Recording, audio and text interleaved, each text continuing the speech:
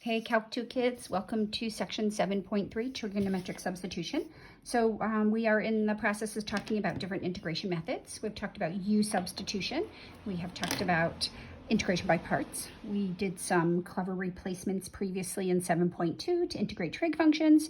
Now we're going to extend on that a little bit, and we're going to do a process called trigonometric substitution. So I'll do a couple of examples and then give you some templates for the process. So let's suppose we wanted to integrate the function square root of 1 minus x squared. As easy as it looks, it's not all that straightforward. U substitution does not work here because if we let u equal 1 minus x squared, its derivative, negative 2x, doesn't appear in the integrand, so U substitution wouldn't work. And there's no real obvious function whose derivative is the square root of 1 minus x squared. So there's a trick here. It's called trigonometric substitution, and we strategically choose to replace x with something. And what I'm going to choose x to be replaced with is the sine of theta. And I'll explain your choices later, but I'm just going to first show you how it works because it's so cool. Once you choose x, take the derivative of both sides. So if x is equal to the sine of theta, dx is equal to the cosine theta, d theta. So this is really important. Students tend to forget this part, but it's really important that you do that. All right, so what is this going to do? Well, we are now integrating 1 minus x squared dx, but we are replacing x with the sine of theta. And remember, we can't have different variables in the integrand, so we have to only work with thetas now because we're replacing all the x's with theta. So dx is going to get replaced with cosine theta d theta.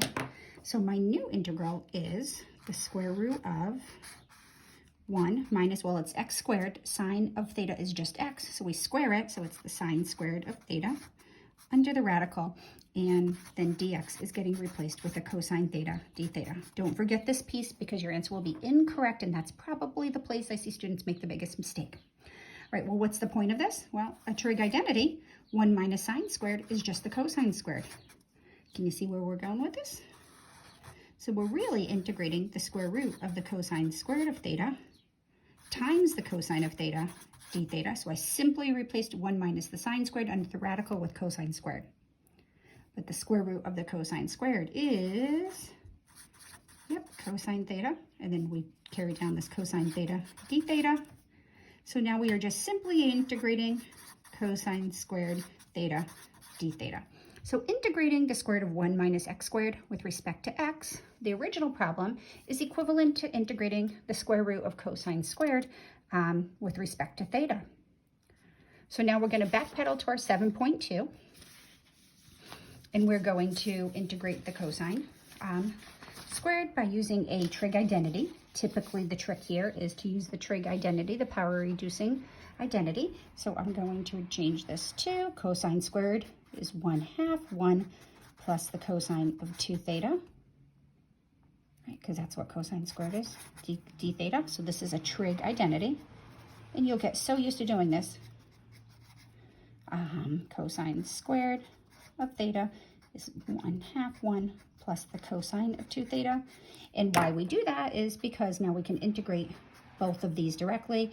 The 1/2 I can bring out front, and I can integrate both terms in the integrand directly. So it's 1/2, the antiderivative of 1 with respect to theta. Don't forget our new integration variable is theta, right? And then the antiderivative of the cosine of theta is 1/2 the sine of 2 theta plus c. Okay, so again, this will become second nature to you too. Take the derivative of the sine of 2 theta. We get cosine of 2 theta times 2, so that's why we need the coefficient out front. For when we reverse the integration, we do the chain rule. All right, so that wasn't all that terrible, right? But keep in mind, our original problem was in terms of x. So just like when we do U substitution, we have to go back and return to our original variables. So to go back to our original variables, we have to remind ourselves, what did our substitution entail? Well, x was equal to the sine of theta. Well, be careful here. We have the sine of 2 theta. A 2 inside the sine is not equivalent to 2 out front, so we can't just multiply those two by 2 to get this term. This one is a little tricky too, but by definition, if x is equal to the sine of theta, then the inverse sine of x is equal to theta. So we know that we can replace this with the inverse sine of x. But here's the question. What do we do with this? Well, if we're working with single thetas and we have multiple thetas, we have to use different identities. Here we're going to use the identity that the sine of 2 theta is 2 sine theta cosine theta. Right? Remember that identity from your identity sheet?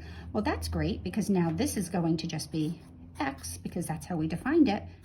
But we need to know what is the cosine of x. So here's where a really cool trick comes into play, and depending how comfortable you are in your pre-calculus and your trigonometric stuff, what we do is to determine another trig function that's not part of the substitution is by drawing theta inside a right triangle. Well, if x is equal to the sine of theta, right, isn't that the same as x over 1? So the opposite side and the hypotenuse, we know the length of the sides of this triangle. So this side is x, this side is 1, and we're going to use the Pythagorean theorem to find the adjacent side. The adjacent side squared plus the opposite squared equals the hypotenuse squared. Solve for the adjacent, and we get the square root of 1 minus x squared. So now we know the cosine of this angle. The cosine is the adjacent side over the hypotenuse. So we're going to replace the cosine with the square root of 1 minus x squared all over 1. All right, so let's put this all together and express our answer. So we started with the integral of 1 minus x squared dx.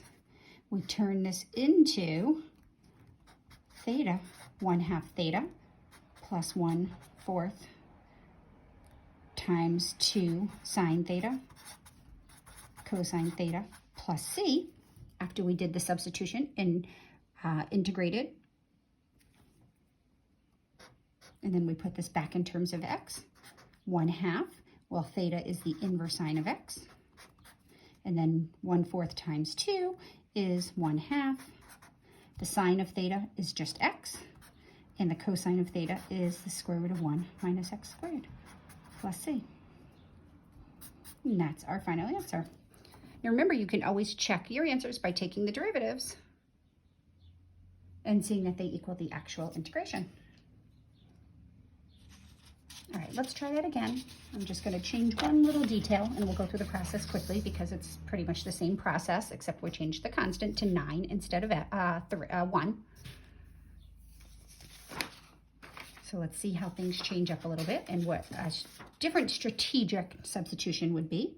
In this case, I'm going to let x equal, if I have 9 minus x squared, watch what happens if I let x equal the sine, 3 sine of theta. And then don't forget this part, dx is going to be 3 cosine of theta, d theta. So now when I do my integral, can you see what's going to happen under the radical? Why I chose the 3? Well, we're going to replace x with 3 sine theta. We're going to replace dx with 3 cosine theta, d theta. And this is going to become the new integral. The square root of, well, 3 sine theta squared is going to be 9. So it's going to be 9 sine squared theta. And then we'll have 3 cosine theta d theta out here. All right, now the purpose of doing this is under the integral, I'm going to factor the 9 out of the radicand, and I get 1 minus the sine squared of theta. I'm going to pull that 3 out front. That 3 went out front. Cosine theta d theta. But 1 minus sine squared is cosine squared. So really, we're integrating 3 square root of 9 cosine squared theta, cosine theta, d theta.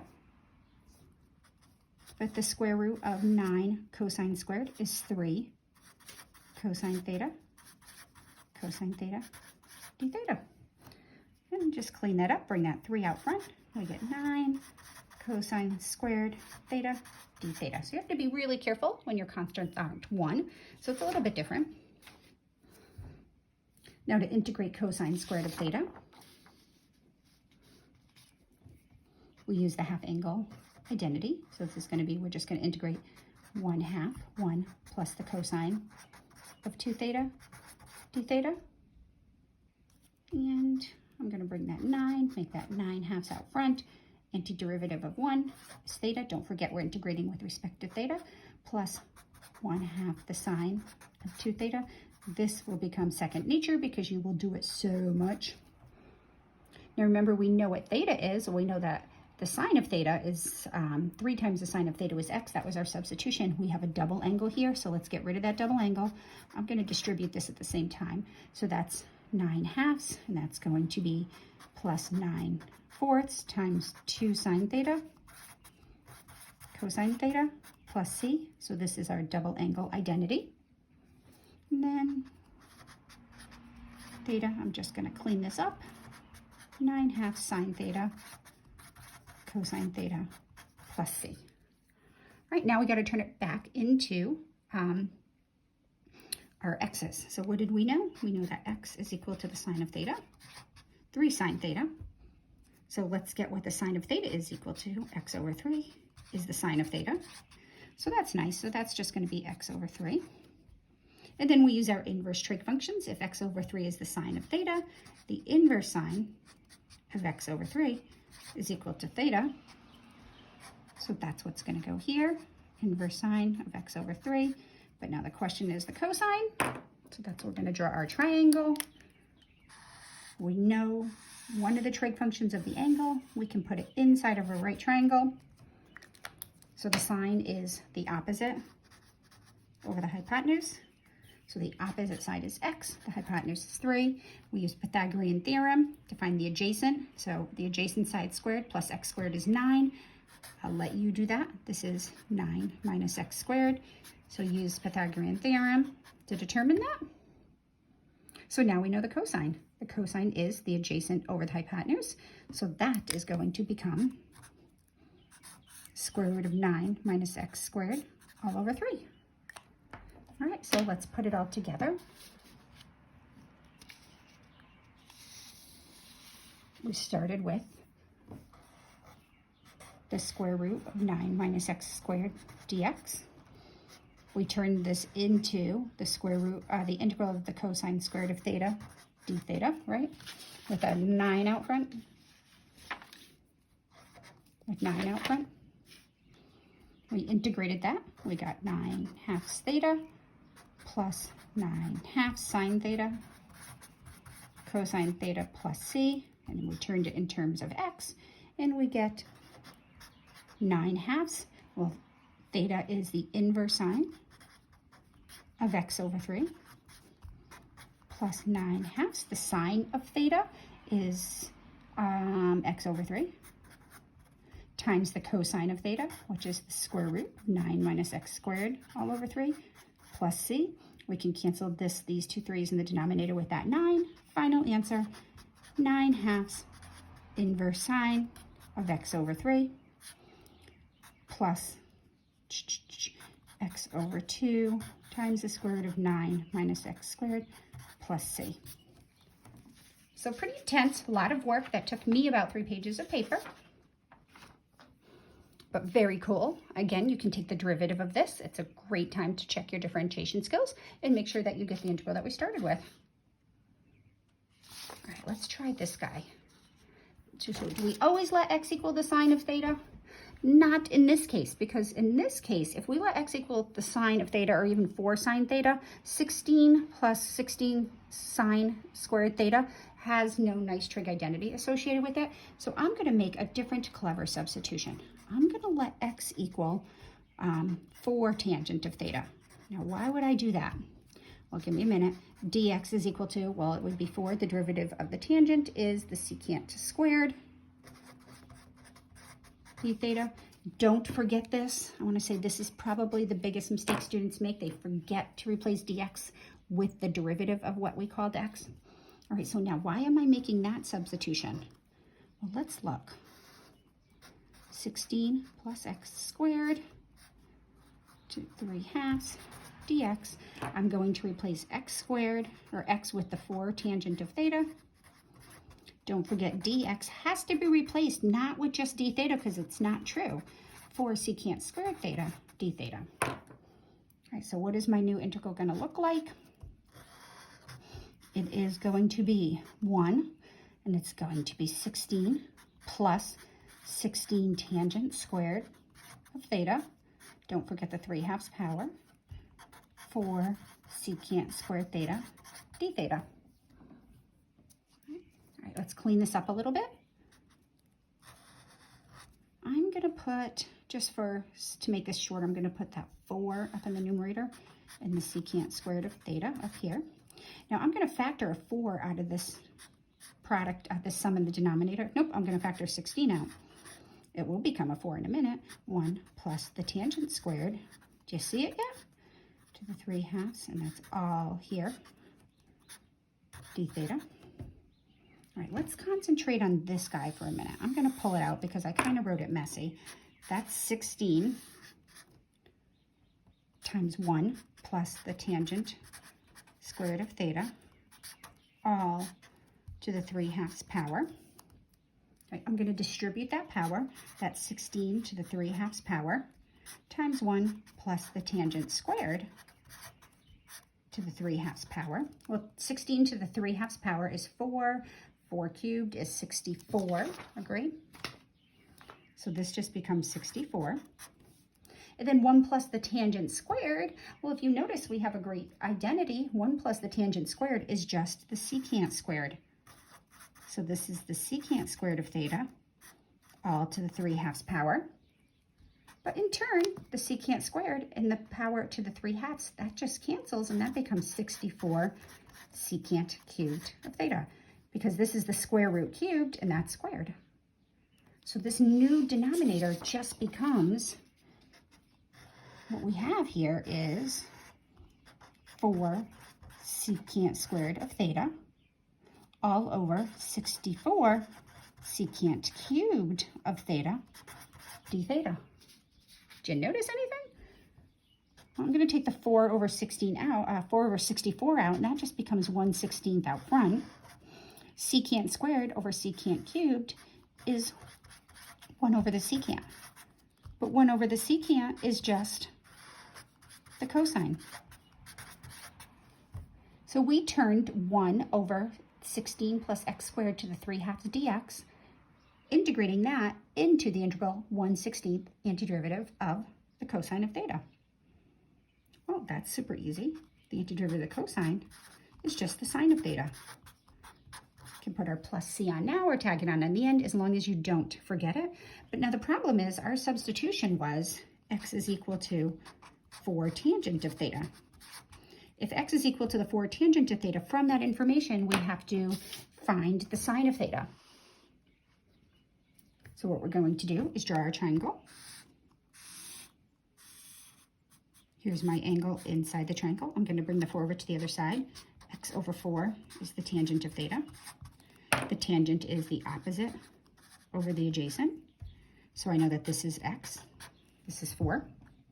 Now we're going to use Pythagorean's theorem to get the hypotenuse. So h, if we call this h squared equals x squared plus 4 squared. So then h is going to be x squared plus 16. Square root of x squared plus 16. So therefore, the sine of theta is the opposite over the hypotenuse. So x over the square root of x squared plus 16. All right, now let's put that back in here. We're going to finish this up. We now conclude that the integral of 1 over, we start with 1 over 16 plus x squared to the 3/2 dx is equal to 1/16. So I'm going back to this guy right here. The sine of theta, which we just determined was x over the square root of x squared plus 16 plus c. I challenge you. Take the derivative of 1/16 x over the square root of x squared plus 16 and show that it equals 1 over 16 plus x squared to the 3/2 power. Can you do that? All right, So first time in the first two problems, I used the substitution x equals the sine of theta. And the next problem, I used the substitution x equals the tangent of theta. Well, how do you know when to use which one? Well, here's a good guideline, and you'll see as we go along why these make sense. If you have a constant minus x squared or something times x squared, then we're going to use this substitution. In the previous case, we had 1 minus x squared, so a and b. In the first case, a and b were both 1, so we just let x equal be the sine of theta. In the second case, we had 9 minus x squared, so a was 3 and b was 1, and we let x equal 3 sine theta. In the second case, we had something squared plus x squared, so we had 16 plus x squared, so a was 4 and b was 1, and we let, in the second case, we let, the third case, that's why I'm confusing myself, we had 16 plus x squared, so a was 4 and b was 1, and we let, I wrote that wrong, this should be tangent, that's a typo, that's why, I'm like, wait, gosh, so then this is going to be the tangent of theta. So I will fix that before I post it. So that should be the tangent. That would be my substitution there. Right? And then these are my trig identities. Let's make sure we got these right. The sine of theta is opposite over the hypotenuse. Cosine is adjacent over the hypotenuse. Tangent is opposite over the adjacent. And then the reciprocal ones, we just flipped them. Right? So that's our choice. So now it's really be careful here. Addition, we can switch the order in which we add. So x squared plus a number would still be this substitution that we did previously. But when we have a difference, it makes a big difference if the x is the first part of the subtraction or the second part of the subtraction. So let's go here. Let's look at this. All right, so you can try substitution here. If we let u be x squared minus 4, then du would be 2x dx. There is an x in the integrand, but unfortunately it's in the denominator, and x is not the same as 1 over x, so u substitution would not work here. But if we have something of the form x squared plus a number, or x squared minus a number, or a number minus x squared, this is screaming to use trig substitution here. So if I go back to my table, it says if we have x squared minus a squared, use this substitution. So in this case, a would be 2 and b would be 1. So I would let x equal 2 secant theta. So according to this table, the suggestion is to let x equal 2 secant theta. Don't forget this part, dx, really important. The derivative of the secant is 2 secant theta, tangent of theta, d theta. So again, this is the part students tend to forget, and then they don't include it in the integral, and they get something that's not going to be true. So let's do our substitutions. X squared minus 4 all over x dx, right? So we're going to let x equal right here 2 secant theta. Don't forget there's an x here too, so that's also going to be 2 secant theta. And then dx we're going to replace with 2 secant theta, tangent of theta. So what's our new integral going to look like? It's going to be the square root of 4 secant squared theta minus 4 all over 2 secant theta times 2 secant theta, tangent theta, d theta. So I should put the d theta here to be proper. Right away, we can see that these guys cancel out, so that's pretty cool. Right?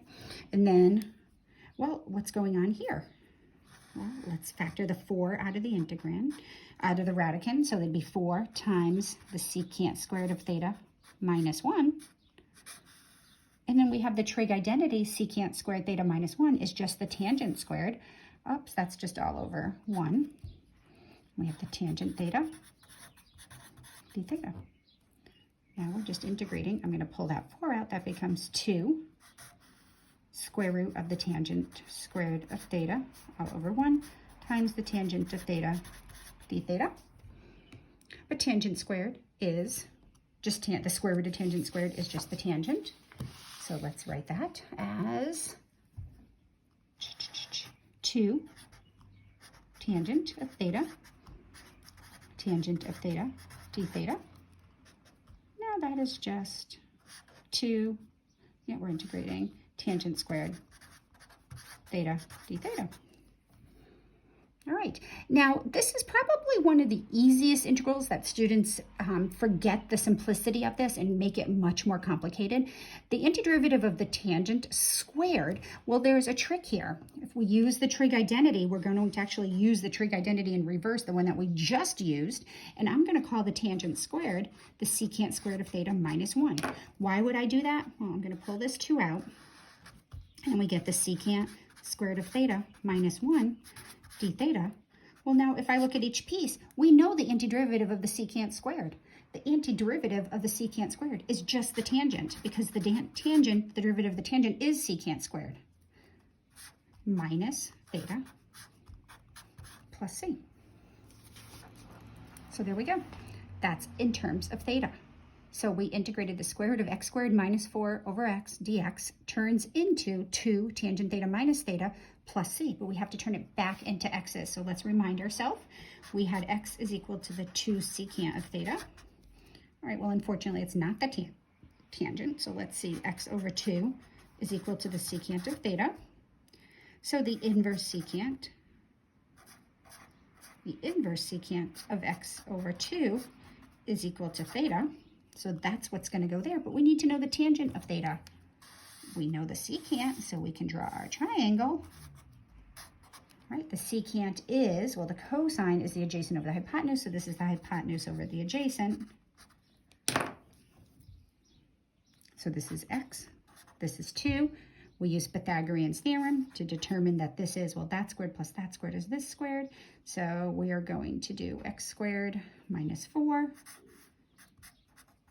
And you're going to get that by Pythagorean's theorem. So therefore, the tangent of theta is equal to opposite over adjacent, square root of x squared minus 4 all over 2. And now we can put it all together. All right. So therefore, the antiderivative of x squared minus 4 all over x dx comes down to 2 times the tangent of theta, x squared minus 4 all over 2 minus theta, which was the inverse secant of x over 2 plus c. I'm just going to clean that up. That times that cancels the 2's out. X squared minus 4 minus 2 inverse secant of x over 2 plus c. I love these. I think they're so cool. Now be careful. This 2 and that 2 do not cancel out. That 2's inside the inverse secant. That one's outside, so we cannot simplify those. All right, one more problem for you kids.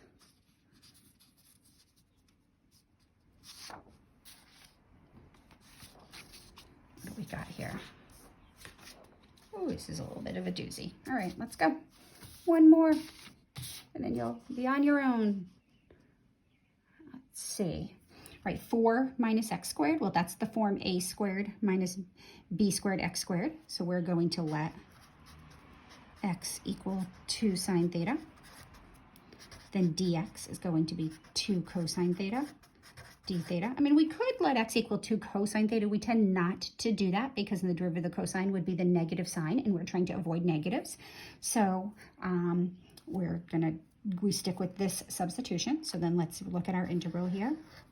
X squared, square root of 4 minus x squared. Now, clearly, you really want a good handle on section 7.2 before you work on 7.3, because these all get down to trig, integrating trig equations. All right, x squared would be 4 sine squared. Right. This x squared is also going to be 4 sine squared theta. Dx is going to be 2 cosine theta, d theta. So we are going to, in turn, be integrating 4 sine squared theta, square root of 4 minus 4 sine squared theta, times 2 cosine theta, d theta.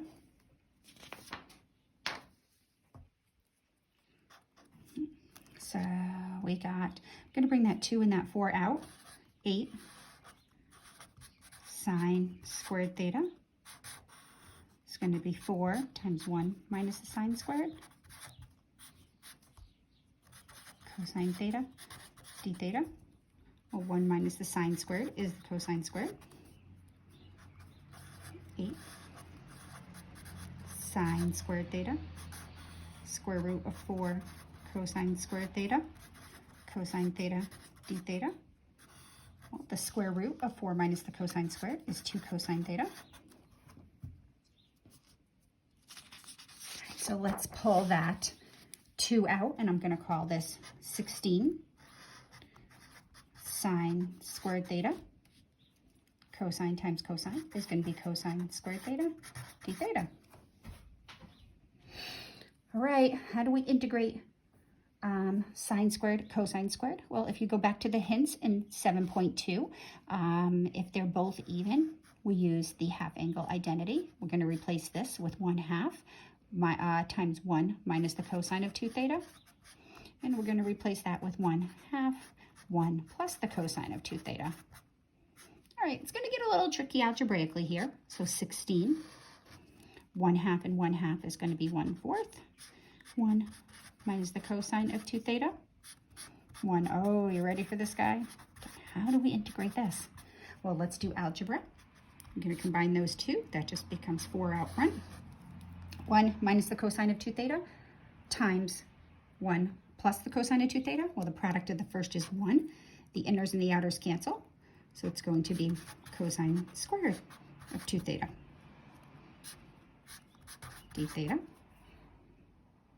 All right, so what I'm going to do, just for simplicity, I don't typically do this, but I'm going to distribute this. This is just going to be 1 d theta minus 4 cosine squared of 2 theta d theta, because this one's going to get a little bit tricky. We're ending on a bang here.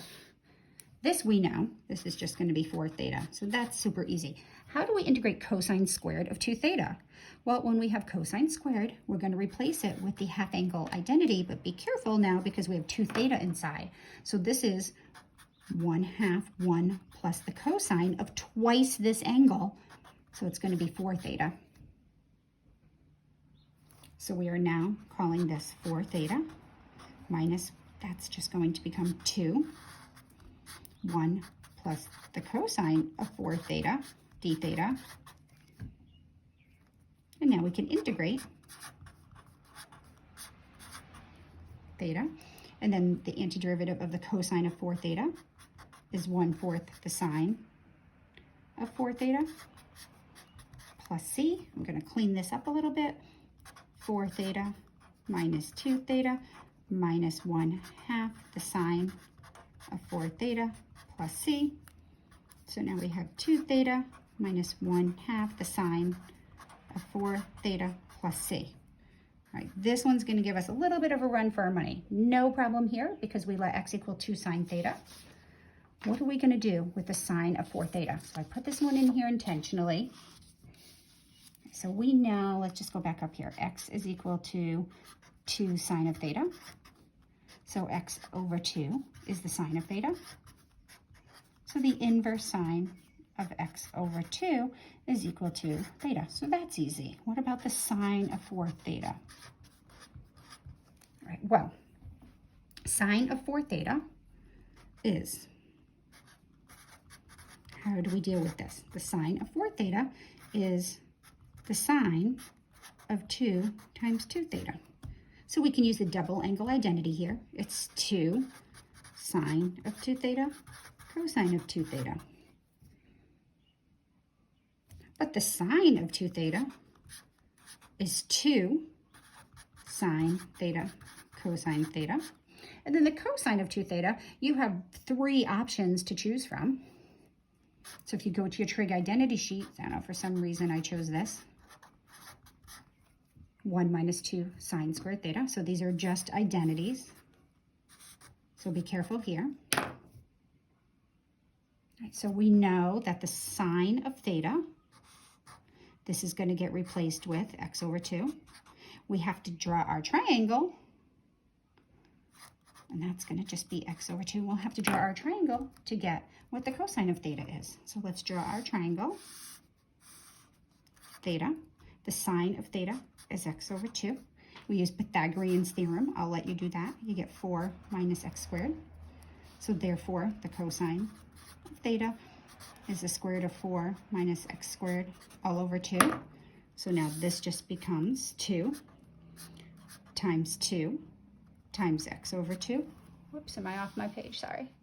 X over 2 times the cosine of theta, which is the square root of 4 minus x squared all over 2, times 1 minus 2, and then it would just be x over 2 squared. All right, clean this up a little bit. These 2's cancel. Those 2's cancel. Okay, so now we have to put it all together, right? All right, so that's what's left here. I'm gonna just leave it multiplied like this out, and let's go back to, I'm gonna write it all down because I think I might have seemed to have lost some steps. They're there though. All right, so 4 minus x squared dx, right, in turn became 2 theta minus 1/2 the sine of 4 theta plus c, okay, which is equal to 2 inverse sine of x over 2 minus, and then we just got this whole thing here, it's going to be x times the square root of 4 minus x squared. Oh, we got the 1/2 out front here, so I'm going to put that times 2. 1 minus 2 x squared over 4, right? Clean that up. I should have done that in one step, but I didn't. 2 inverse sine of x over 2 minus x square root of 4 minus x squared all over 2 times 1 minus x squared over 2. Woohoo! Plus c. That's it. All right, so these do take a while. Lots of practice, lots of little tricks. Make sure you have your trig identity handout available and you're looking thoroughly at it. Work on problems, not only WebAssign, but please work on some problems in the textbook. All right, have a great day, everybody.